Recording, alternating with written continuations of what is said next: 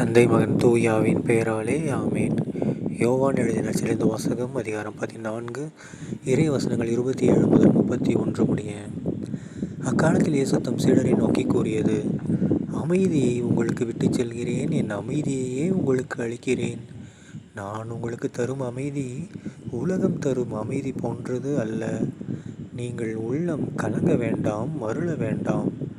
நான் போகிறேன், பின் உங்களிடம் திரும்பி வருவேன் என்று நான் உங்களிடம் சொன்னதை கேட்டீர்களே.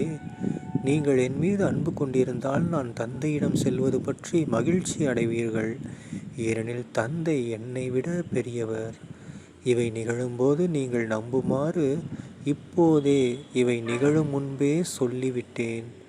இனி நான் உங்களோடு மிகுதியாக பேசப்போவதில்லை, ஏனெனில் இவ்வுலகின் தலைவன் வந்து கொண்டிருக்கிறான். அவனுக்கு என்மேல் அதிகாரம் இல்லை. ஆனால் நான் தந்தை மீது அன்பு கொண்டுள்ளேன் என்பதையும் அவர் எனக்கு கட்டளையிட்டபடி செயல்படுகிறேன் என்பதையும் உலகு தெரிந்து கொள்ள வேண்டும். ஆண்டவரின் அருள்வாக்கு. கிறிஸ்துவே உமக்கு புகழ். அன்பார்ந்த சகோதர சகோதரிகளே, இன்று பாஸ்கா 5ஆம் வாரம் மே 20ஆம் தேதி 2025ஆம் வருடம் செவ்வாய்க்கிழமை. இன்றைய நற்செய்தியில் பாரு, நம்ம இயேசு கிறிஸ்து ஆண்டவர் நம்ம எல்லாருக்கும் பிடிச்ச ஒரு விஷயத்த சொல்கிறார். என்னது?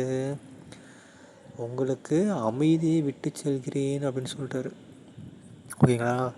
ஏன்னா நம்ம எல்லோரும் என்ன தான் டெய்லி எப்போயாவது கொஞ்ச நேரமாவது அமைதி கிடைக்காத, நிம்மதி கிடைக்காதுன்னு சொல்லி நம்ம எல்லாம் ஏங்கிட்டு இருக்கிறோம். கரெக்டுங்களா?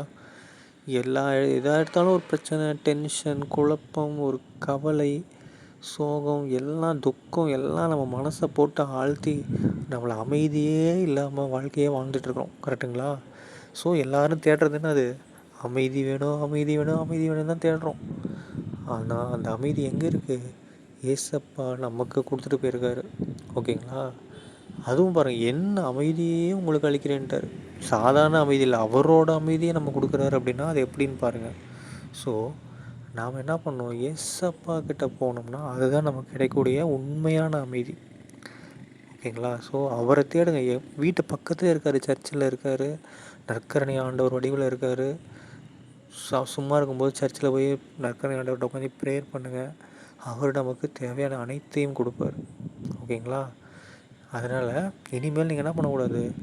உள்ளம் கலங்கக்கூடாது, மருளக்கூடாது. ஓகேங்களா? ஸோ இயேசு கிறிஸ்துவே நம்முடைய அமைதி, இயேசு கிறிஸ்துவே நம்முடைய மகிழ்ச்சி.